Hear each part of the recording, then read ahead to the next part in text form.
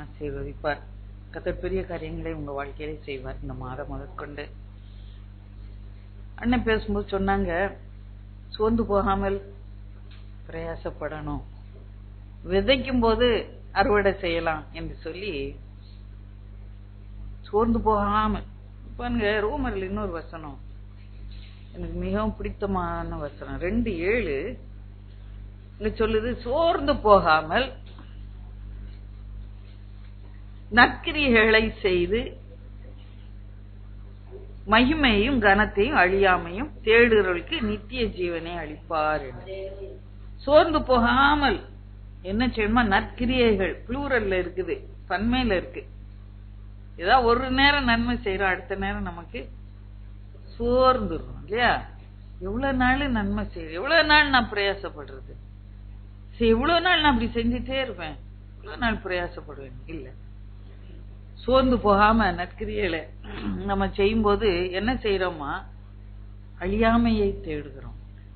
அழிந்து போற காரியங்கள் இல்ல, அழிந்து போற பலனை அல்ல, அழியாத ரிவார்டு, இட்டர்னல் ரிவார்டு நமக்கு நிச்சயமாக கிடைக்கும். பிரயாசப்படுகிற பத்தி நீ வேதத்துல பாத்தீங்கன்னா அநேக காரியங்கள் உண்டு. அதுல ஒரு சில நான் சொல்ல விரும்புகிறேன். நீதிமொழியின் புஸ்தகத்துல 14ஆம் அதிகாரம் 23ஆம் வசனம், 14:23. சகல பிரயாசத்தினாலும் பிரயோஜனம் உண்டு,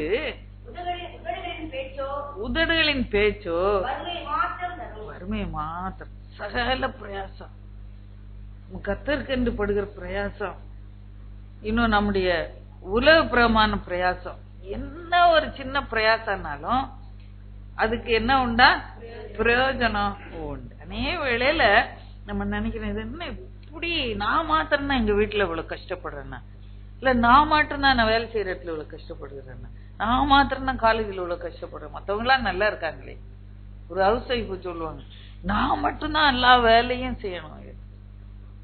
ஆனா வேதம் என்ன சொல்லு? சகல கர்த்தருக்கு நம்ம எல்லாவற்றையும் மனப்பூர்வமாக செய்வோம் என்றால் நிச்சயமான அதுக்கு தக்க பலன் உண்டு. சோர்ந்து போய் வந்தீங்களோ, இல்ல சோர்ந்து போனீங்களோ, பிரயாசப்பட்டு நான் ஏன் அலையணும்? கர்த்தர் உங்களை நிச்சயமாக உயர்த்துற காலம் சமீபமாக இருக்கிறது. நீ வெட்கப்பட்டு போவதே இல்லை. பாருங்க, அதுக்கு ஒரு உதாரணமா நம்ம நீதிமொழி 27 பிற்பகுதியை பார்ப்போம் என்றால், எனக்கு அந்த 4 வசனங்கள், கடைசியில் உள்ள வசனங்கள் எப்பொழுதும் என்ன ரொம்ப என்னோட பேசும். இப்படி சொல்லுகிற இந்த வசனங்கள், உன் ஆடுகளின் நிலைமையை 27, 23 இருந்து ஒண்ணு வாசிக்கிறேன். உன் ஆடுகளின் நிலைமையை நன்றாய் அறிந்து கொள், உன் மந்தைகளின் மேல் கவனமாய். ஆடு மாடெல்லாம் மேய்க்கல, நம்ம கையில சில பொறுப்புகளை ஆண்டவர் கொடுத்து இருக்கிறாரு. நம்ம என்ன செய்யணுமா? அத நல்லா கவனித்து அறிந்து கொள்ள வேண்டும். ஆடுகள் என்று சொல்லி உதாரணமா எடுத்துக்கொண்டோம்னா, என்னைக்காவது ஒரு நாள் அதுக்கு தீனி போட்டு, ஒரு நாள் அதுக்கு நல்லா தண்ணி கட்டி அப்படியே வச்சுட்டு அதுல இருந்து நமக்கு ஏதாவது பலன் கிடைக்குமா? இல்ல இல்ல. ஒவ்வொரு நாளும் அதை பேணி பராமரித்து காக்க வேண்டியது அவசியமா இருக்கிறோம். மேய்ப்பன் அப்படித்தான் பிரயாசப்பட்டு கொண்டே இருப்பான். அது சொல்லுகிறது, செல்வம் என்றைக்கும் நிலையாது, கிரீடம் தலைமுறை தோறும் நிலை நிற்குமா. இன்னைக்கு என் ஆடுகள் அப்படியாக கொளுத்ததாக ஆயிரக்கணக்கில் இருக்கு, மந்த அப்படியா பெருகி போய் இருக்கு, அதனால நான் படுத்து தூங்க முடியுமா? இல்ல, இன்னும் அதிகமாக நான் பிரயாசப்பட வேண்டியது அவசியமாகவே இருக்கு. அது என்னைக்கும் அதே நிலைமையில இருக்காது, தானா நம்ம அதுக்காக பிரயாசப்பட்டு பட்டு பட்டு பட்டு பட்டு அதை பேணி காக்க வேண்டும். உலக பிரமா இப்படியாக இருக்கு. புல் முளைக்கும், பச்சிலைகள் தோன்றும், மலை பூண்டுகள் சேர்க்கப்படும். நம்ம இந்த காய்கறிகளை குறித்து சொல்லுவோம். ஒவ்வொரு நாளும் நம்ம போய், நீங்க தோட்டம் வச்சிருக்கிறவங்களுக்கு தெரிய வேண்டாம், இன்னைக்கு பறிச்சா நாளைக்கு வேற, இன்னைக்கு பிஞ்சா இருக்கும், நாளைக்கு அது சரியா முளைச்சிடும். இப்ப தினந்தோறும் அதுல போய் அவன் வேலை செய்யும் போதுதான் அதுக்கு தக்க பலனை அவனால பெற்றுக்கொள்ள. ஆட்டுக்குட்டிகள் அங்க சொல்லி எவ்வளவு ஒரு பலனை கொடுக்குது என்று சொல்லி கிரீடம் தலைமுறை தலைமுறையும் நிலை நிற்குமா? கிரீடம் தலையில இருக்குன்னு நினைச்சிட்டு இஷ்டத்துக்கு வாழலாமா? வஸ்தி என்ற ஒரு பெண் இருந்தா, ராணியாதான் இருந்தா, கிரீடம் இருந்துச்சு. ஆனா அது திடீர்னு ஒரு நாள் அப்படியே பறி போயிடுச்சு. இப்ப எவ்வளவு ஜாக்கிரதை ஆவிக்குரிய வாழ்க்கைக்கு நான் அப்படியே கொண்டு வரும். எவ்வளவு ஜாக்கிரதையா நம்ம வாழ வேண்டிய கடைசிக்கா அவளுக்கு ஒரு தாழ்மை இல்லாம இருந்து, கீழ்ப்படுதல் இல்லாம இருந்துச்சு. நீங்க ஆவிக்குரிய விதத்துல நான் அபிஷேகம் கிரீடம் போது அது அபிஷேகத்தை குறிக்கிறது. எனக்கு அபிஷேகம் இருக்கு, எனக்கு ரட்சிப்பு இருக்கு, அதனால நான் எப்படினாலும் ஓடுவேன், நான் எப்படினாலும் குதிப்பேன், எப்படினாலும் முன்னாலையும் ஓடுவேன், பின்னாலும் எங்கேயா ஓடுவேன். இல்ல இல்ல, அந்த கிரீடத்தை நீ காத்துக்கொள்ள வேண்டியது அவசியமா இருக்கு. அதுக்கு நீ எவ்வளவு பிரயாசப்படுகிற? இந்த கிரீடம் நிக்கணும்னா எவ்வளோ எஸ்தர் ராஜாத்தி 1 வருஷம் பிரயாசப்பட்ட அந்த கிரீடத்தை பெற்றுக்கொள்ள. இன்னைக்கு அந்த தாழ்மையோட, இன்னைக்கு நம்ம முதலே தியானித்த அந்த கிருபையோட, அந்த கிருபையின் மேலே அன்பை வைத்து நம்பிக்கை வைத்து நம்ம வாழ்வோம், பிரயாசப்படுவோம். கர்த்தர் பெரிய காரியங்களை செய்வார். உங்க பிரயாசம் ஒண்ணுமே வீணா போகாது. பிரயாசப்படுறவங்க தான் எல்லாம் நம்ம வந்திருக்கோம். ஆவிக்குரிய விதத்திலையும் பிரயாசப்படும். ஒரு நாள் நான் ஜெபம் பண்ணிட்டேன், நல்லா ஜெபம் பண்ணிட்டேன், இன்னைக்கு இந்த மாசம் முழுக்க அவ்வளவுதான் ஜெபம் முடிஞ்சு போச்சுன்னு சொல்ல முடியுமா?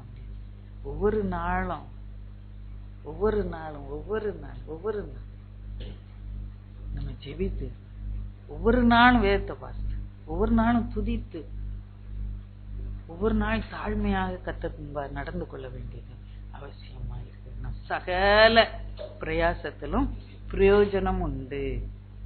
வாய்ப்பேச்சு, வெறும் வாய்ப்பேச்சோ எந்த பலனையும் கொடுக்காது. அதனால இன்னைக்கு கர்த்தருக்குள்ள நம்ம ஒப்பு கொடுத்து திடப்படுத்திக் கொள்வோம். ஆண்டவரே, நான் பிரயாசப்படுவேன், நான் இன்னும் சோர்ந்து போகாம பிரயாசப்படுவேன், என்ன நீங்க வழி நடத்துங்க என்று சொல்லி கர்த்தர் நமக்கு தந்த ஆவிக்குரிய ஆசீர்வாதம் கிரீடம் போல இருக்கு, ரட்சிப்பு விஷயம். அதை நம்ம தக்க வைத்துக் கொள்ள வேண்டியது அவசியமாக இருக்கு. நம்ம கண்களை மூடி தலையில தள்ளி மாலை வேளையில கர்த்தர் நம்மோடு இடைப்படத்தக்கதாக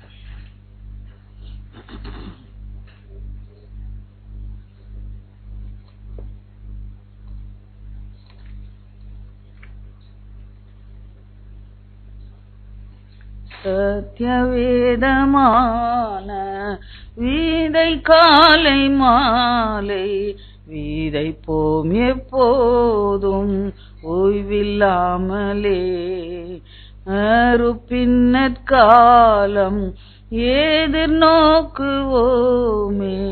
சேருவோம் எல்லாரும் அரிக்கட்டோடே அரிக்கட்டோடே அரிக்கட்டோடே சேருவோம் எல்லாரும் அரிக்கட்டோடே. கண்ணீரோடு விதை விதைக்கிற நீங்கள் கம்பீரமாக அறுவடை செய்வீர். இன்றைக்கு கர்த்தருக்குள்ளே ஒரு தீர்மானம், நான் எடுக்கிற பிரயாசத்தை கர்த்தர் காண்கிறார், கர்த்தருக்கு தக்க பலன் தான். கர்த்தருடைய பாதத்திலே செலவிட்ட ஒவ்வொரு நிமிஷத்துக்கும் கர்த்தர் ஒரு பலனை நிச்சயமாகவே கொடு. கர்த்தரை உறுதியாய் பற்றிக்கணும். தொடர்ந்து கர்த்தர் நம்மோடு இடைப்படுவாராக. பேசும் அடியார் கேட்கிறோம் இயேசு கிறிஸ்துவின் பரிசுத்த நாமத்திலே பிதாவே, ஆமென்.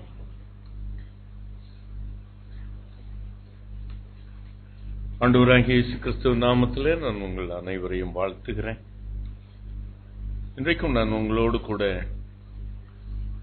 ஒரு வாக்குத்தத்தத்தை வைத்து நான் பேச விரும்புகிறேன்.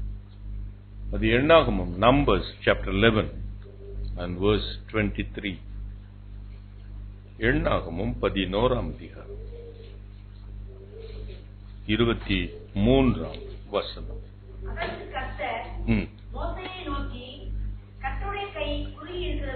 கர்த்தருடைய கை குறுகி இருக்கிறதோ, என் வார்த்தையின்படி நடக்குமோ நடவாதோ என்று இப்பொழுது காண்பாய். எனக்கு அன்புக்குரியவர்களே, சாமுவேல் 1 சாமுவேல் 1ஆம் அதிகாரம் 39வது வசனம் சொல்கிறது, அவருடைய வார்த்தை ஒன்றும் வெறுமனே தலையிலே விழுகிறது. இது நல்ல கவனிங்க பிரியமானவர்களே. என் வார்த்தையின்படி நடக்குமோ நடவாதோ அப்படின்னு சொல்றாருன்னா, அத சாமுவேல் புத்தகத்துல அவருடைய வார்த்தை ஒன்னும் வெறுமே தரையில விழாது. அது போய் சென்று கர்த்தர் எந்த நோக்கத்தோடு கூட அந்த வார்த்தையை அனுப்புகிறாரோ அந்த வார்த்தையை படி செய்து முடித்து அது கர்த்தரிடத்திலே திரும்பும்.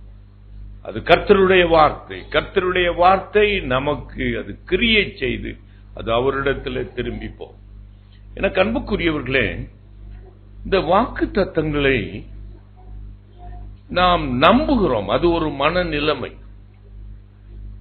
எல்லா வாக்கு தத்தங்களையும் நம்ம என்ன பண்றோம்? நம்புகிறோம், விசுவாசிக்கிறோம், நம்முடைய மூளை அறிவிலிருந்து அறிக்கை செய்கிறோம். ஆனால் அந்த வாக்கு தத்தங்களை அறிந்து பிரயோஜனம் இல்லை, அதை அறிக்கை செய்து பிரயோஜனம் இல்லை. ஆனால் அந்த வாக்கு தத்தங்கள் எல்லாம் உங்களுடைய வாழ்க்கையில ஒரு கிரியையை நடப்பிக்கணும். அல்லேலூயா சொல்லுவோமா? நல்லா கவனிங்க பிரியமானவர்களே. 119 சங்கீதம் 49வது வசனத்தை நீங்க வாசித்தீங்கன்னா, சங்கீதக்காரன் அழகாக சொல்கிறார், நீ என்னை நம்ப பண்ணின வார்த்தையை வாக்கை அடியேனுக்காக நினைத்தார். எனக்கு அன்புக்குள்ள இந்த வசனத்தை நல்லா பாருங்க. இது ஆங்கிலத்தில் அழகாக எழுதப்பட்டிருக்கிறது. The word that you have caused to me to believe, you have forced me to believe. இப்போ ஒரு வாக்குத்தத்தம் பேசப்படுகிறது. அந்த வாக்குத்தத்தம் உங்களுடைய மனதிலே தங்குகிறதுனால பிரயோஜனம் அல்ல, அது உங்களுடைய இருதயத்தில் பதிக்கப்படணும். அல்லேலூயா சொல்லுவோம். அதைத்தான் சங்கீதக்காரன் சொல்லுகிறார். நீர் என்னை நம்ப பண்ணின வசனத்தை, lord remember thy word that you have caused me to believe. நீங்க அந்த வசனத்தெல்லாம் நீங்க ஏதாவது உங்களை கிரியை செய்த அதை வாசிக்கிறீங்களே, காஸ்ட் மீ டு பிலீவ், அந்த வார்த்தை ஏன் அதுல எழுதப்பட்டிருக்கிறது? எனக்கு அன்புக்குரியவர்களே, நான் பல ஆண்டுகளுக்கு முன்பாக இந்த ஓஎம்ஆர்ல, அப்பெல்லாம் இந்த ஓஎம்ஆர்லாம் பெரிய ரோடே கிடையாது, சின்ன ரோடு, கரடு முரடா இருக்கும். அதுல ஒரு சின்ன ஆலயத்தில் நியூ இயர் சர்வீஸ்க்கு என்னை அழைத்திருந்தாங்க. நான் நியூ இயர் சர்வீஸ் நம்முடைய ஆலயத்திலே முடித்து விட்டு அங்கு 2 மணிக்கு அவங்ககிட்ட சொன்னேன். அவங்க முழு நேர இரவு முழுவதும் அவங்க சர்வீஸ் நடக்கும். 3 மணிக்கு என்னை பேசும்படி அழைத்திருந்தாங்க. அப்போ ஒரு வாக்குத்தத்த செய்தியை தான் நான் தியானித்து கொண்டு போய் சென்றிருந்தேன். புல்பிட்ல நின்று பேசும் பொழுது கர்த்தர் ஒரு வாக்குத்தத்தத்தை என்கிட்ட பேசினார். என்ன பேசினார்? நான் உன்னை விட்டு விலகுவதும் இல்லை, உன்னை கைவிடுவதும் இல்லை என்று ஆண்டவர் அந்த வாக்குத்தத்தத்தை என் உள்ளத்திலே அவர் வெளிப்படுத்தினார். அப்போ நான் நினைச்சேன், இது இந்த சபை மக்களுக்கு இந்த புதிய வருஷத்துக்கு கொடுக்கிற வாக்குத்தத்தம் என்று நான் நினைச்சேன். அப்படி நான் நினைக்கிற பொழுது கர்த்தர் என்கிட்ட பேசுறாரு, இந்த ஜனங்களுக்கு மாத்திரம் அல்ல, உன்னுடைய வாழ்நாள் முழுவதற்கும் இந்த வாக்குத்தத்தத்தை நான் உனக்கு கொடுக்கிறேன் என்று சொன்னார். நல்ல கவனிங்க பிரியமானவர்களே. அப்போ கர்த்தர் அப்படி பேசணும். உங்கள் வாக்குத்தத்தங்களை வாசிக்கும் பொழுது, வாக்குத்தத்தங்களை நீங்கள் மற்றவர்கள் தீர்க்கதரிசிகள் அல்லது போதகர்கள் அல்லது ஊழியக்காரர்கள் சொல்லும் பொழுது அது உங்களுக்குள்ள கிரியை செய்து அந்த வாக்குத்தத்தத்தை நம்ப பண்ணணும். அல்லேலூயா சொல்லுவோமா? நல்ல கவனிங்க, இது ஆவியானவர் செய்கிற கிரியை. இந்த வசனத்தை நீங்க, the Holy Spirit is causing you to believe. அந்த வசனம் அப்படி நம்ப பண்ணிட்டீங்கன்னா, ஆண்டவர் ஆவியானவர் நம்ப பண்ணிட்டார்னா, எந்த நிலைமையிலும் அந்த வசனம் தரையிலே விழாது. அல்லேலூயா சொல்லுவோமா? இதை சொல்லி முடிச்சிட்டு கொஞ்ச நாள் கடந்து போச்சு, உலகத்துல இருக்கிற அத்தனை பிரச்சனையும் எனக்கு வந்துச்சு.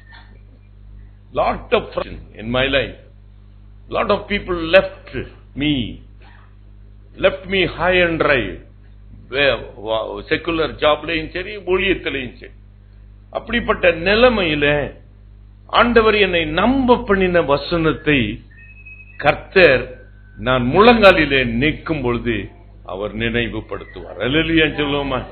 அந்த வசனம் தான் இதுவரைக்கும் என்னை நடத்தி கொண்டு வருகிறது. இதுவரைக்கும் நடத்தி கொண்டு வருகிறது.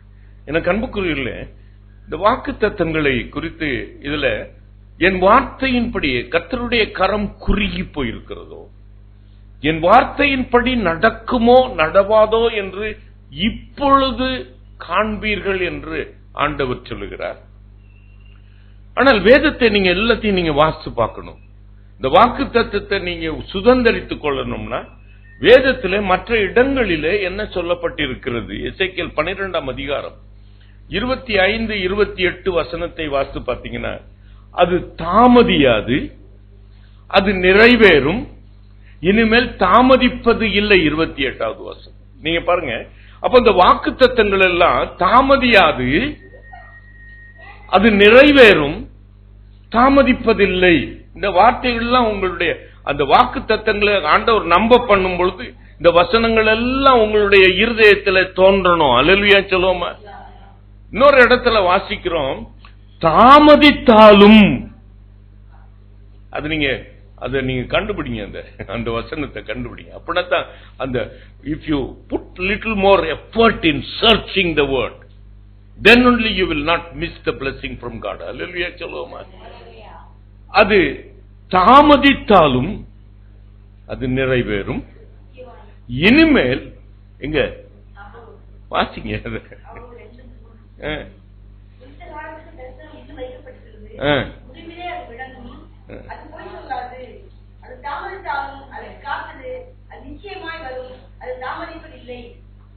இதெல்லாம் கான்ட்ராடிக்டா இருக்குல்ல? அத திருப்பி வாசிங்க. இப்போ இந்த வசனங்கள்லாம் தெரிஞ்சிச்சுன்னா you will never get frustrated. குறித்த காலத்துக்கு வைத்திருக்கிற அந்த தரிசனம் முடிவிலே அது விளங்கும், அது பொய் சொல்லாது. அந்த வாக்கு தத்தம் அது கர்த்தருடைய வார்த்தை, அந்த கர்த்தருடைய வார்த்தை பொய் சொல்லாது. அது தாமதித்தாலும் அதற்கு காத்திரு, அது நிச்சயமாய் வரும். தாமதித்தாலும் காத்திரு என்று சொல்லுகிறார், இனிமேல் தாமதிப்பது இல்லைன்னு சொல்றார். அப்போ இது நல்லா கவனிச்சுக்கங்க பிரியமானவர்களே. அப்போ வாக்கு தத்தம் எல்லாருக்கும் யூனிவர்சலி இட் இஸ் ட்ரூ. இப்போ 18ஆம் சங்கீதம் 25, 26 வாசித்து பார்த்தீங்கன்னா, அங்கு வேதம் ஒரு அழகாக ஒன்று சொல்லுகிறது. அவர் தயவு உள்ளவனுக்கு தயவு உள்ளவர், அவர் உத்தமனுக்கு உத்தமர், அவர் புனிதனுக்கு புனிதர், மாறுபாடு உள்ளவனுக்கோ அவர் மாறுபடுகிறவராக தோன்றுவார். அப்போ அந்த தாமதித்தாலும் அது நிறைவேறும். அப்போ கொஞ்சம் மாறுபடுகிற உள்ளங்களுக்கு அது சரிதானா? உங்க உள்ள மாறுபடு. இன்னைக்கு நம்புது, நாளைக்கு நம்ப மாட்டீங்க. பிரச்சனை வரும்போது என்ன பண்ணுது? அப்போ அது தாமதிக்கும். ஆனா தாமதித்தாலும் அது என்ன பண்ணாது? நடக்கும் சொல்றாரு. பட் ஆனா அதுக்குள்ள நீங்க என்ன பண்றீங்க? ஆண்டவரை விட்டு விலகி ஓடி போயிடுறீங்களே. தாமதித்தாலும் அது நிறைவேறாது. ஆனா ஒரு கடைசியா முடிக்கும் போது இனி தாமதிப்பில்ல, அது எனக்கு. அல்லேலூயா சொல்லுவோமா? அல்லேலூயா சொல்லுவோமா? அந்த வாக்கு தத்தத்தை கர்த்தர் என்னை நம்ப பண்ணி இருக்கிறார். அல்லேலூயா சொல்லுவோமா? ஆகையினாலே எனக்கு அது தாமதிக்க மாட்டேன். அப்போ நீங்க அப்படி பெற்றுக்கொள்ளணும் அது. ஏன்னா ஒவ்வொரு வாக்கு தத்தத்திலையும் கர்த்தர் இப்படிப்பட்ட ஒரு கண்ணி வைத்திருக்கிறார். அல்லேலூயா சொல்லுவோமா? He has placed a trap. அப்போ யாருக்கு அது தாமதிக்கும், யாருக்கு அது தாமதிப்பதில்லை. ஆண்டவர் சொல்ற வார்த்தை, நான் என் வார்த்தையின்படி நடக்குமோ நடவாதோ என்று இப்பொழுது காண்பீங்க. அல்லேலூயா சொல்லுவோமா? அப்போ அது நான் இன்னைக்கு பார்க்கணும், இன்னைக்கு பார்க்கணும். அப்ப அந்த வாக்குத்தத்தம் நான் அப்படியே முழுமையாய் 100% I should trust. அவர் என்னை நம்ப பண்ணியிருக்கணும். ஆவியானவர் இந்த வசனத்தை உங்களுடைய உள்ளத்தில், இருதயத்தில் ஆழமாய் பதிக்கணும்.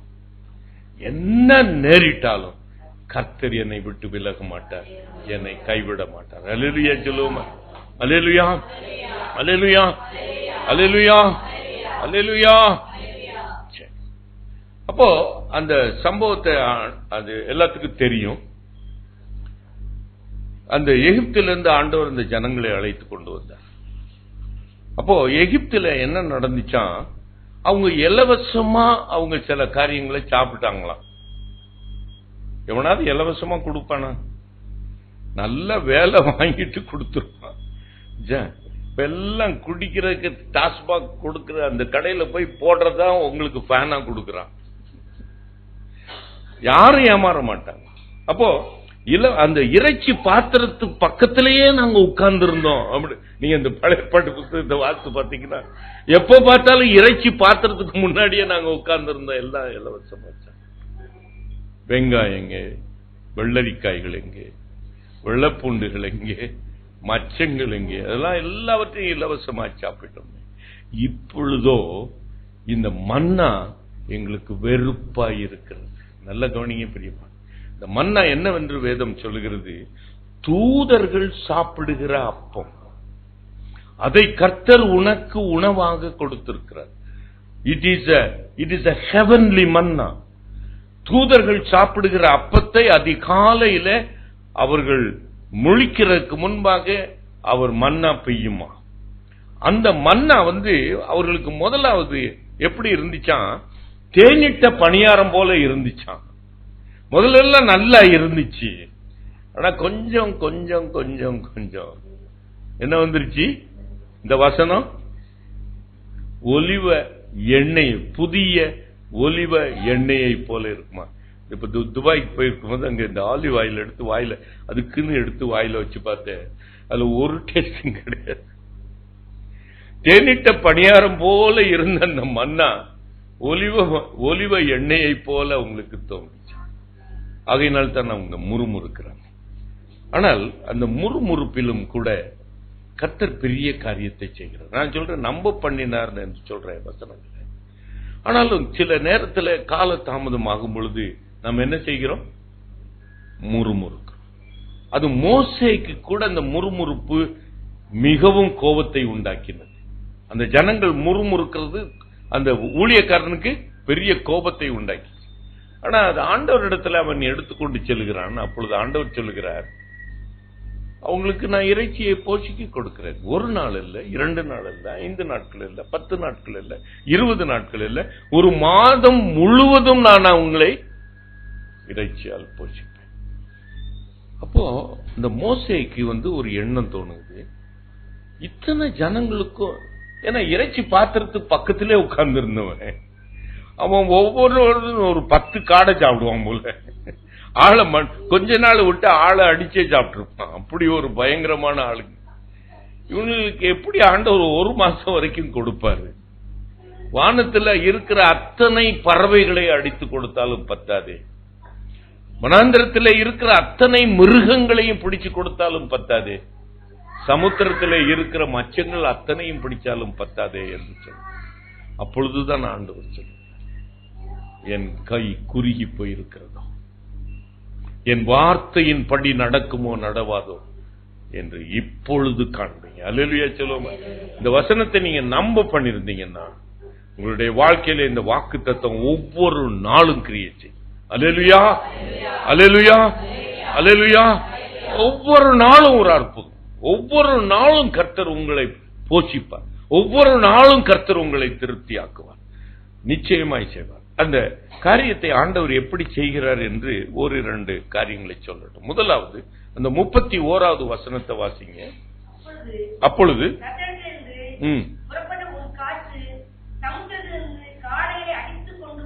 கர்த்தருடைய சமூகத்திலிருந்து புறப்பட்ட ஒரு காற்று. ஆண்டவர் சொன்னார், நான் போவேனாகில் உங்களோடு கூட என்றென்றைக்கும் இருக்கும்படியாக பரிசுத்த ஆவியாகிய தேற்றரவாளனை உங்களுக்கு அனுப்புவேன். அப்படி என்றால் அவருடைய சமூகத்திலிருந்து புறப்பட்ட காற்று அந்த ஆவியானவரை குறிக்கிறது. அல்லேலூயா சொல்லுவோமா? நல்ல கவனிங்க பிரியமானது. தேவனுடைய வாயிலிருந்து புறப்படுகிறது ஒரு வார்த்தை. அந்த வார்த்தை ஆண்டவர் என்று வேதம் சொல்லுகிறது. வெளிச்சம் உண்டாக கடவது என்று சொல்லுகிறார். அது தேவனுடைய வார்த்தை. ஆண்டவர் இயேசுவினுடைய வார்த்தை வெளிப்படுகிறது. தேவனுடைய வார்த்தையாக வெளிப்படுகிறது. வெளிச்சம் உண்டாக கடவது என்று. அந்த வெளிச்சத்தை இருளில் இருந்து அப்படியே டிஸ்டில் பண்ணி அந்த வெளிச்சத்தை ஆவியானவர் கொண்டு வந்து கொடுக்கிறார். அல்லேலூயா சொல்லுவோமா? He will do the impossible thing. ஒரு காற்று அவருடைய சமூகத்திலிருந்து புறப்பட்டு போய் சமுத்திரத்திலிருந்து காடைகளை அழைத்து கொண்டு வந்து. எனக்கு அன்புக்குரியவர்களே, நான் ஏற்கனவே முதல்ல நீங்க சில பேர் வரல. அந்த பரிசுத்த ஆவியானவர் உங்களுக்கு கிரியை நடப்பிப்பார் என்பது ஒரு விசுவாசம், ஒரு நம்பிக்கை. அந்த காற்று வந்து காடையை அடைச்சிட்டு வந்துரும், ஆண்டவர் வானத்தை திறந்து ஏதோ ஒரு தொப்புன்னு போட போறாரு அப்படின்னு நினைச்சுக்கிட்டே இருப்பீங்க. எனக்கு அன்புக்குரியவர்களே, அங்கு வேதம் சொல்கிறது. அதுக்கு ஒரு எக்ஸாம்பிள் சொன்னா நீங்க புரிவீங்க. பரிசுத்த ஆவியானவரை குறித்து வேதம் சொல்கிறது. இந்த ஆவியானவர் அவர் சமூகத்திலிருந்து ஒரு காற்று புறப்பட்டு வந்து அவர்களுக்கு இறைச்சியை கொண்டு வந்து கொடுக்கிறது.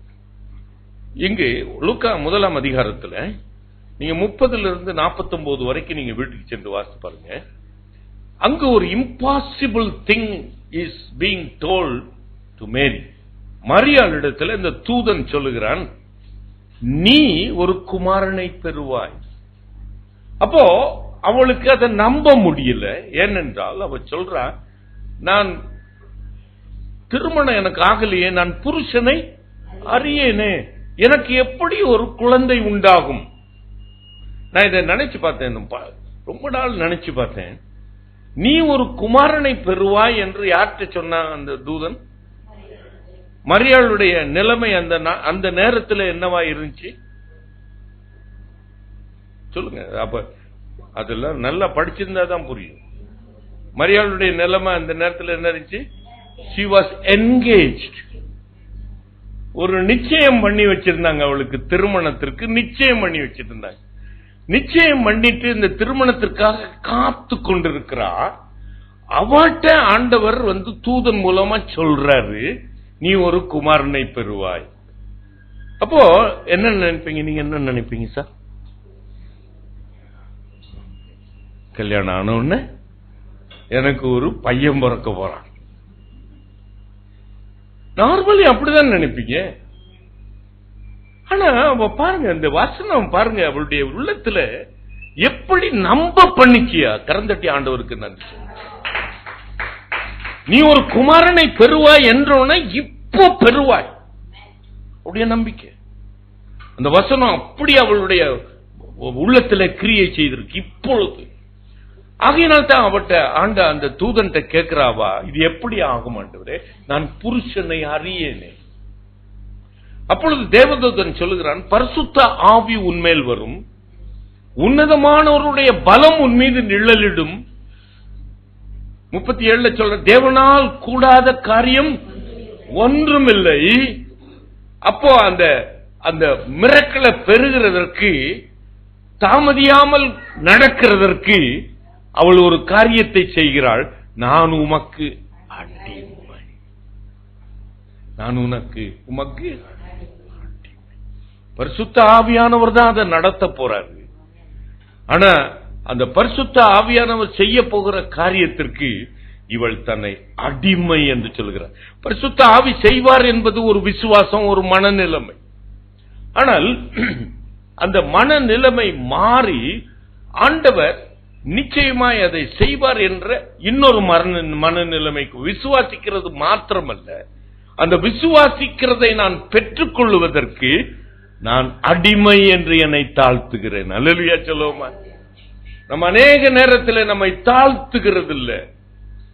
நான் முதல்ல when I was giving an introduction in the beginning of this meeting, கிருபை கிருபை என்று நாம் விசுவாசிக்கிறோம், அறிக்கை செய்கிறோம். ஆனால் வேதம் என்ன சொல்லுகிறது? அந்த கிருபையை பெற்றுக்கொள்வதற்கு ஒரு வழிமுறையை சொல்லுகிறது. தாழ்மை உள்ளவனுக்கு அவர் கிருபை அளிக்கிறார். அது அப்படியே he is practicing it in this place. அப்படியே நம்புகிறாள். பரிசுத்த ஆவி உன்மேல் வரும், அவருடைய மகிமை, உன்னதமானவருடைய மகிமை, glory shall be upon me. அதெல்லாம் உண்மை, விசுவாசிக்கிறார். அந்த விசுவாசம் அப்படியே நடக்கணும்னா நான் உமக்கு அடிமை. அல்லேலூயா சொல்லுமா. இன்னைக்கு வாக்குத்தத்தங்கள் நிறைய உங்களுக்கு கிடைச்சிருக்கு. ஆனா அந்த வாக்குத்தத்தங்கள் கிரியை செய்யணும். இன்றைக்கு ஆண்டவரிடத்துல உங்களை தாழ்த்துங்க. அல்லேலூயா சொல்லுவோம். உம் பாதம் பணிந்தேன் என்று சொல்லி ஆண்டவருடைய பாதத்தில் நீங்க சரணடைங்க. கர்த்தர் சொன்னது தாமதியாது. அல்லேலூயா சொல்லுவோம். அல்லேலூயா சொல்லுவோமா.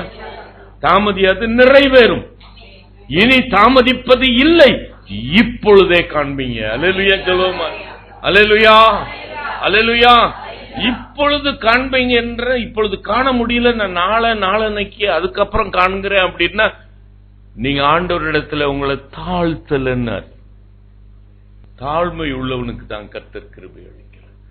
நான் மரியாளுடைய வாழ்க்கையில நான் கற்றுக்கொண்டது, ஆண்டவரை தன்னுடைய வயிற்றுல சுமக்க போறா. ஆனாலும் அவள் சொல்லுகிறாள், ஆண்டவரே நான் உமக்கு அடிமை. உங்களை தாழ்த்துங்க பிரியமானங்களே. கர்த்தர் நிச்சயமா இந்த வாக்குத்தத்தங்கள் ஒவ்வொன்றும் வார்த்தை ஒன்றும் பிசகாம, என்னென்றால் வேதம் சொல்லுது கிரியை இல்லாத விசுவாசம். நம்ம நம்புறோம், விசுவாசிக்கிறோம், ஆனா அதை பெற்றுக்கொள்வதற்கு நீங்க ஒரு கிரியை செய்யணும். என்ன? தாழ்த்துங்க. இல்ல அந்த அந்த கிருபையை சிநேகிங்க. ஏனென்றால் ஆண்டவர் என்ன சொல்கிறார்? எவன் மீது கிருபையாய் இருக்க நான் சித்தமாய் இருக்கிறேனோ அவன் மீது தான் கிருபையாய் இருப்பேன். எவன் மீது இரக்கமாய் இருக்க நான் சித்தமாய் இருக்கிறேனோ அவன் மீது தான் இரக்கமாய் இருப்பேன் அப்படின்னு ஆண்டவர் சொல்றாரு. அப்ப அந்த இரக்கத்தை என்ன பண்ணணுமா? சிநேகிக்கணும். அதுதான் கிரியை. அந்த கிரியை இல்லாத விசுவாசம் செத்ததாய். நீ என்னதான் தலையில நின்று ஆண்டவர் அந்த நம்பிக்கை விசுவாசத்தை நீ வெளிப்படுத்தினார், அது உனக்கு கிரியை இல்லாமல் அது ஒரு பலனையும் தராது. அல்லேலூயா சொல்லுவோமா. இரண்டாவது ஆண்டவர் சொல்றாரு தாவீதுட்ட, 2 சாமுவேல் 7ஆம் அதிகாரம் 25வது வசனம், 11வது வசனம் வாசிங்க முதல்ல. 2 சாமுவேல் 7:11. ஆண்டவர் தாவீதின் இடத்துல ஒரு வார்த்தையை சொல்லுகிறார். என்ன வார்த்தை பாருங்க.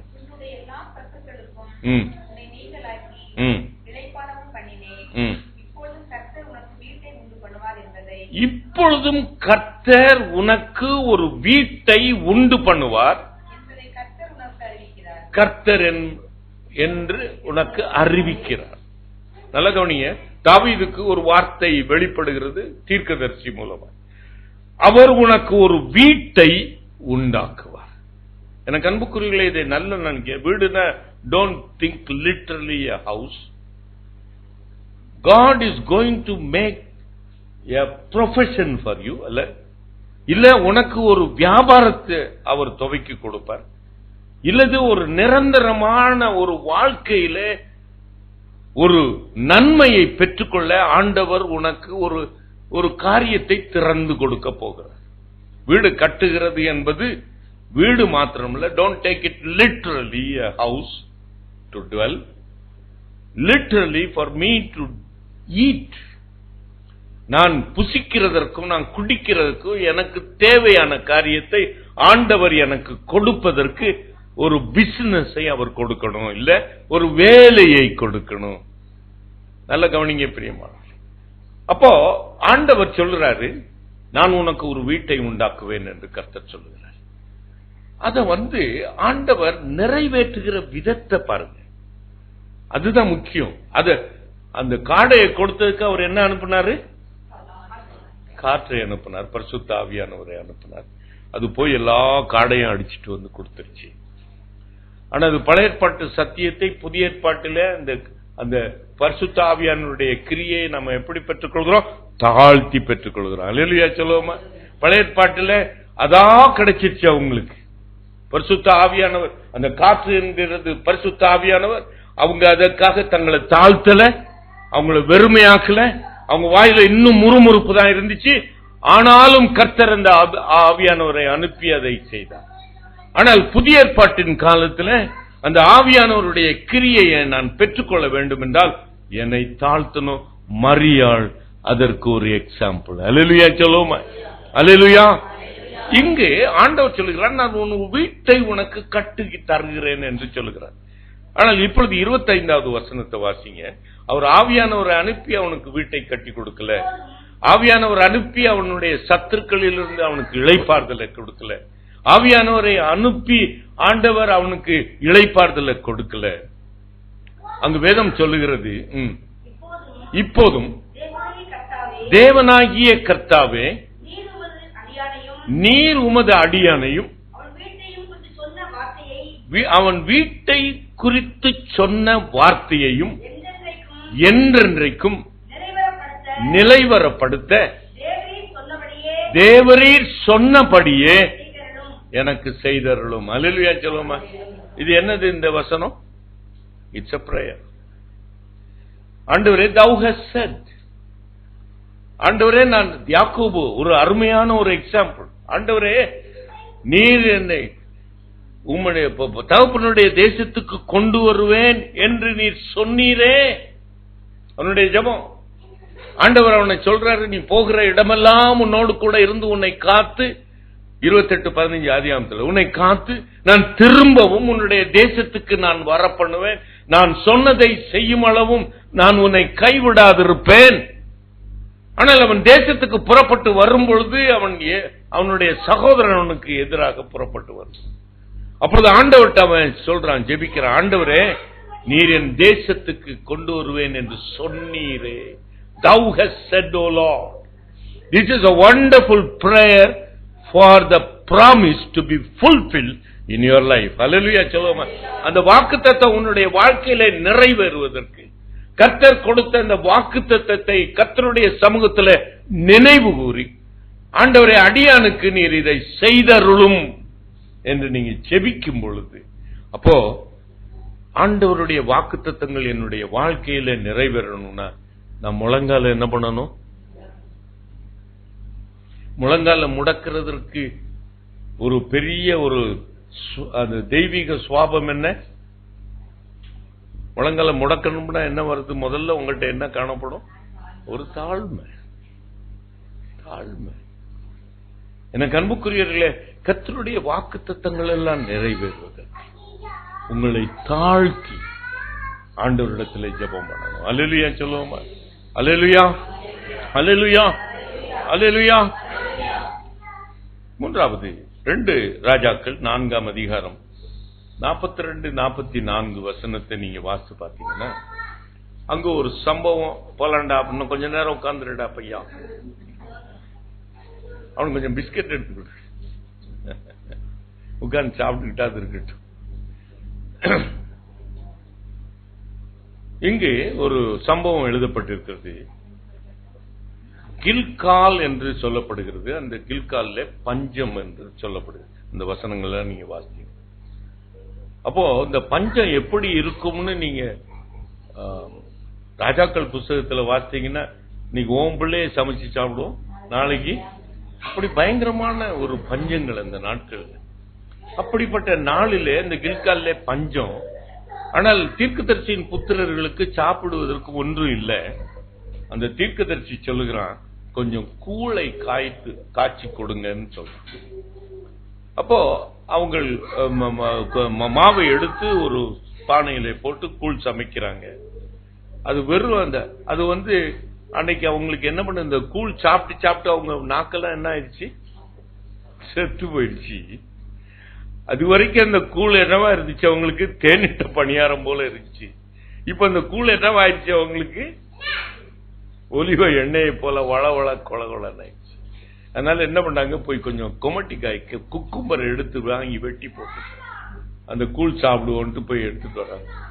அங்க குமட்டிக்காய்க்கு பதிலா, குக்கும்பருக்கு பதிலா பேய் குமட்டிக்காய் கிடைச்சு அதை வாங்கி வெட்டி போடுறாங்க. அது கசப்பா இருக்கு. அவங்களுக்கு கசப்புன்னு கூட அவங்களுக்கு சொல்ல தெரியல.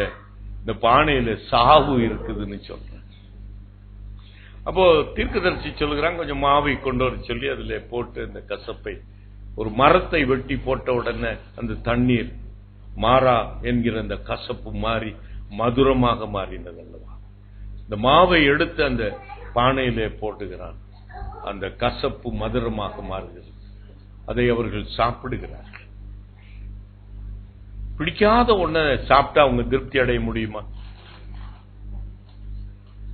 சொல்லுங்க. அவங்க திருப்தி ஆகல. ஆண்டவர் அவர்களை திருப்திப்பட விரும்புகிறார். அல்லேலூயா சொல்லுவான். அப்போ ஒரு ஊழியக்காரன் அந்த தீர்க்கதரிசியை பார்க்க வருகிறான். அவன் 20 வாற்கோதுமை அப்பங்களை கொண்டு வரான், கொஞ்சம் கதிர்களை, சுட்ட கதிர்களையும் கொண்டு வரான். These things do not happen accidentally. இது உங்களுடைய வாழ்க்கையில நடக்கணும். அல்லேலூயா சொல்லுவான். அல்லேலூயா. ஒரு பெரிய ஒரு பணத்துக்காக நீங்க எதிர்பார்த்து கொண்டிருக்கீங்க, கர்த்தர் உங்களை சாகடிக்க மாட்டார். அல்லேலூயா, அல்லேலூயா, அல்லேலூயா, அல்லேலூயா. இது கர்த்தருடைய வாக்குத்தத்தங்களை தங்களுடைய இருதயத்திலே வைத்து அவர்கள் அப்படியே நம்புகிறவர்களுடைய வாழ்க்கையிலே நடக்கிறது. அவர்களை திருப்திப்படுத்தணும்னு ஆண்டவர் நினைக்கிறார். அப்போ ஒரு மனுஷன் சொல்லி, நீ போய் 20 அந்த அப்பங்களை கொண்டு போய் கொடு, அவன் கொண்டு வரான். தீர்க்கதரிசி சொல்றான், இந்த அப்பங்களை எடுத்து உங்களுக்கு கொடுன்னு சொல்றான். அப்போ அந்த அந்த பந்தி விசாரிப்புக்கார தீர்க்கதரிசியின் புத்திரன் என்ன சொல்றான், இங்க 100 வயலு இருக்கானுங்க, 20 அப்பத்தை எப்படி போய் கொடுக்கிறது, அவங்களை எப்படி திருப்தி ஆக்குறது? அப்போ அந்த கர்த்தருடைய வாயிலிருந்து ஒரு வார்த்தை புறப்படுகிறது. இதுதான், தட் இஸ் வெரி இம்பார்ட்டன்ட். நீங்க கர்த்தருடைய வாக்குத்தத்தத்தை நீங்கள் நம்புவீங்கன்னா, அது கர்த்தர் உங்களுடைய வாழ்க்கையில அதை நம்ப பண்ணிருப்பார். உங்களுடைய வாயிலிருந்து ஒரு வார்த்தை, the revealed word of God will come through your mouth. அல்லேலூயா சொல்லுவோமா. அவர்களுக்கு நீ சாப்பிட கொடு, மீதி உண்டாயிருக்கும்படி கர்த்தர். This is the revealed word of God. இது வாக்குத்தத்தம் இல்ல, வாக்குத்தத்தம் நம்புகிறது இல்ல. இந்த வாக்குத்தத்தம் அது ஆவியாயும் அது ஜீவனாயும் இருக்கிறது. அல்லேலூயா சொல்லுவோமா. அந்த வாக்குத்தத்தம் ஒரு ஆவியாக மாறுகிறது. அல்லேலூயா சொல்லுவோமா. அதை அப்படியே ஆவியாக மாறி அதை உண்மையாய் அதை நடப்பிக்கிறது. அல்லேலூயா. இந்த அனுபவங்களை நீங்க பார்க்கணும். உங்களுடைய வாழ்க்கையில நீங்க இதை அனுபவிச்சு பார்க்கணும். அதனால தான் சங்கீதக்காரன் சொல்றாங்க, கர்த்தர் நல்லவர் என்பதை ருசித்துப்பார். ருசித்துப்பார். கர்த்தர் நல்லவர்னு வாயார பாடுறதுனால பிரயோஜனம். மலை உச்சியில இருந்து கர்த்தர் நல்லவராகவே இருக்கிறார்னு விசுவாசிக்கிறதுனால பெரிய. ஆனா கிரியை இல்லாத விசுவாசம் செத்ததாயிருக்கு. இது நல்ல கவனிங்க பெரியமாளே. கர்த்தர் இந்த நாளில அதை உங்களுக்கு நம்ப பண்ணியிருப்பார். அந்த வாயிலிருந்து அந்த நம்ப பண்ணின அந்த கர்த்தர் உங்கள் வாயிலிருந்து ஒரு வார்த்தையை வெளிப்படுத்துவார். அந்த வாயின் வார்த்தையின் படி கர்த்தர் செய்து காண்பிப்பார். அல்லேலூயா சொல்லுவோமா. மீதி உண்டாயிருக்கும்படி கர்த்தர் செய்வார். இதுதான் கர்த்தருடைய ரிவீல்ட் வேர்ட் ஆஃப் காட். 5 அப்பம் 2 மீன், 5000 பேருக்கு புருஷர்களை போஷித்தார். பெண்கள், பெற்றோர்கள், பிள்ளைகள் எல்லாம் சேர்ந்து எல்லாரும் திருப்தியா சாப்பிட்டாங்க. 12 கூடை நிறைய அவர்களுக்கு மீதி உண்டாயிருக்கும்படி கர்த்தர் செய்தார். உங்க சம்பாத்தியத்தில் மீதி இருக்கா? இல்ல கிரெடிட் கார்டு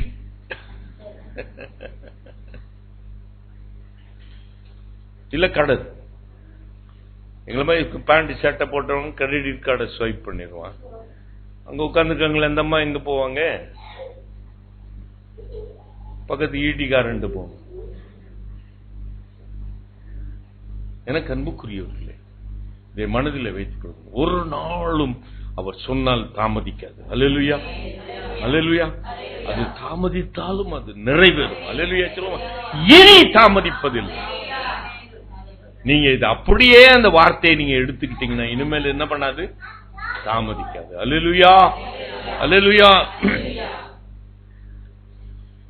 கடைசியா ஒரு காரியத்தை சொல்லி முடிக்கட்டும். 2 ராஜாக்கள் 7ஆம் அதிகாரம் முதல் 2 வசனம். அந்த 6ஆம் அதிகாரத்தையும் சேர்த்து நீங்க வாசித்தாதான் இதனுடைய மகிமையை. நீங்க ஏற்கனவே சொன்னேன், அந்த தேசத்துல பஞ்சம், ஒரு கைப்பிடி தானியம் எத்தனையோ சேக்கல்னு போட்டிருக்கு, அது நான் மறந்துட்டேன், அது வாசிங்க. ஒரு புறாக்கு போடுற இந்த தானியம் எத்தனையோ சேக்கல் கொடுத்து வாங்கணுமா. ஆகையினால் இந்த பஞ்ச நிலைமை மோசமா இருந்தபடி 6ஆம் அதிகாரத்தில் அது எழுதப்பட்டிருக்கு. இன்றைக்கு உன்னுடைய குழந்தையை சமைச்சு சாப்பிடுவோம், நாளைக்கு என்னுடைய குழந்தையை சமைச்சு சாப்பிடுவோம். அந்த ராஜா தன்னுடைய சட்டையை கிழிக்கிறான், தன்னுடைய வஸ்திரத்தை. இதை கேட்ட மாத்திரத்திலே அவனுக்கு மனசுல அவ்வளவு பாரம். உள்ளே அவன் ரெட்டுடுத்தி இருக்கிறதை அவர்கள் ஜனங்கள் பார்க்கிறாங்க. அப்ப கர்த்தருடைய சமூகத்துல அவன் கதறிக்கொண்டே இருக்கிறான். அல்லேலூயா சொல்லுவோமா? ஐயா, இந்த பஞ்சம் இந்த ஜனங்களிடத்திலிருந்து எடுபடணுமே. அப்போ தீர்க்கதரிசி 7ஆம் அதிகாரத்துல முதல் 2 வசனத்தை சொல்றான், நாளைக்கு காலையில இங்க ஒரு பெரிய அற்புதம் நடக்க போகுது. என்ன நடக்க போகுது? ஒரு மரக்கால் கோதுமை மா 1 சேக்கலுக்கும் 2 மரக்கால் வாற்கோதுமை 1 சேக்கலுக்கும் கிடைக்கும் என்று கர்த்தர் சொல்லுகிறார் என்று சொல்லுகிறார். அப்ப அங்க உள்ள பிரதானி சொல்றான், கர்த்தர் வானத்தின் பல மதகுகளை திறந்தாலும் இது எப்படி நடக்கும்? ஆனால் கர்த்தருடைய வார்த்தையே அல்லேலூயா சொல்லுவோமா, அதை எப்படி நிறைவேற்றுகிறார்? அவர் பரலோகத்திலிருந்து அவரிடத்திலிருந்து ஒரு சத்தம் புறப்பட்டு வருது. 7ஆம் அதிகாரம் 6வது வசனத்துல ஒரு பெரிய சத்தம். அந்த எதிராளிகள் முற்றுகை போட்டிருக்கிறாங்களே, அவங்களுக்கு மாத்திரம் அந்த சத்தம் கேட்குது. அது என்ன சத்தமா? ராணுவத்தின் இரைச்சல், ரதங்களின் இரைச்சல், குதிரை வீரர்களின் இரைச்சல் அவர்களுக்கு கேட்கிறது. அப்பொழுது அவர்களுக்குள்ளே ஒரு பயம் உண்டாகிறது. அவர்கள் என்ன அவங்களுக்குள்ளே சொல்லிக் கொள்றாங்க, இவன் இன்னும் இந்த எகிப்து ராஜாவை என்ன பண்ணிட்டான், தனக்கு உதவிக்கு அளிச்சுட்டான் போல, எகிப்தியரின் ராஜாவையும் தனக்கு உதவிக்கு கொண்டு வந்துட்டான் போல, இந்த 3 ராஜாக்களையும் எதிர்த்து நான் என்ன பண்ண முடியாது, சண்டை முடியாது என்று அவர்கள் அந்த இடத்தை விட்டு என்ன பண்ணிட்டாங்க, தலை தப்புனா புண்ணியன்ட்டு போயிட்டாங்க. அவங்க வருஷ கணக்கா முற்றுகை போடுகிறதுக்கு உணவு தானியங்களை கொண்டு வந்திருந்தாங்க. அவங்க பாளையத்தில் அவ்வளவு இவர்களுக்கு கிடைத்தது. அன்றைக்கு அடுத்த அந்த நாள் காலையில வானத்தின் பல கனி திறக்கப்பட்டதற்கு மேலாக அந்த தீர்க்கதரிசி சொன்ன வார்த்தை அவருடைய ஆகையினால் தான் 29ஆம் சங்கீதத்திலே வாசிக்கிறோம், கர்த்தருடைய சத்தம் காதேஸ் வனாந்தரத்தை அதிரச்சு கேதுரு மரங்களை முறிக்கும். கேதுருன்னா உங்களுக்கு எதிராக எந்த பயலா இருந்தாலும் சரி, எவ்வளவு பெரிய பலசாலியா இருந்தாலும் சரி, எவ்வளவு பெரியவனா இருந்தாலும் சரி, கர்த்தர் ஒரு சத்தத்தை அனுப்புவார் என்றால் கேதுரு மரம் பிளந்து போகும். அல்லேலூயா சொல்லுவோம், அல்லேலூயா சொல்லுவோமா? அந்த லாபான் என்னெல்லாம் பண்ணாங்க, யாக்கோப 10 தடவை அவன் சம்பளத்தை மாத்தினான். உனக்கும் நீங்களும் அந்த உங்க குடும்பத்துல சில பிரச்சனை உங்களுக்கு தொடர்ந்து இப்படியே இருந்துகிட்டே. ஆனால் கர்த்தர் என்ன செய்தார், அந்த லாபானோடு கூட சொப்பனத்திலே பேசினார். அல்லேலூயா, அல்லேலூயா. அவருடைய சத்தம் அவனுக்கு கேட்டுச்சு, என்னுடைய தாசன் மீது உன் கையை வைக்காத. எனக்கு அன்புக்குரியவர்களே, கர்த்தருடைய சத்தம் கேதுரு மரங்களை முறித்து போடும், காதேஸ் வனாந்திரத்தை அதிரச் செய்யும். ஒரு விஷயம் நான் நினைக்கிறேன், இன்னும் நான் அதை நம்புறேன். we never had any oil in our land. நம்ம எங்க தோண்டி பார்த்தாலும் ஆயில் இல்லாம இருந்துச்சு ஒரு காலத்துல. இந்திரா காந்தி பீரியட்ல she enormously invested money to explore oil. எல்லாம் ஆயில தோண்டி பார்த்தா ஆயிலே கிடைக்கல. கடைசியில ஒரு டெசிஷன் ஒன்னு எடுத்தாங்க அவங்க இந்திரா காந்தி, இனிமேல் புதிய கார் மேனுபேக்சர் பண்ணக்கூடாது என்று சொல்லி அந்த கார் மேனுபேக்சரிங் எல்லாம் தடை பண்ணிட்டாங்க. ஏன்னா கார் வந்தா தானே பெட்ரோலுக்கு வேணும், கார் இருந்தா. இப்ப பாருங்களேன், ஒரு வீட்டுல 3 கார் இருக்கு, இல்லைன்னா 4 கார். இந்திரா காந்தி இருந்துச்சுன்னா கண்ணீரோட அழுதுருப்பாங்க. எல்லா கார் மேனுபேக்சரர் நிப்பாங்க. அந்த டைம்ல கர்த்தர் ஒரு பூமியை ஒரு குலுக்கினார். அல்லேலூயா சொல்லுவோமா, அல்லேலூயா சொல்லுவோமா. இந்த மிடில் ஈஸ்ட்ல இருந்து கொஞ்சம் ஆயில் நம்ம ஊருக்கு வந்துருச்சு, பாம்பே ஐக்கு வந்துருச்சு. எனக்கு அன்புக்குரியவர்களே, கர்த்தருடைய சத்தம் வனாந்திரத்தை அதிரச் செய்யும், பெண்மான்களை இணைச்சு நாம் கண்களை மூடும். இன்றைக்கு கர்த்தர் உங்களுடைய வாழ்க்கையில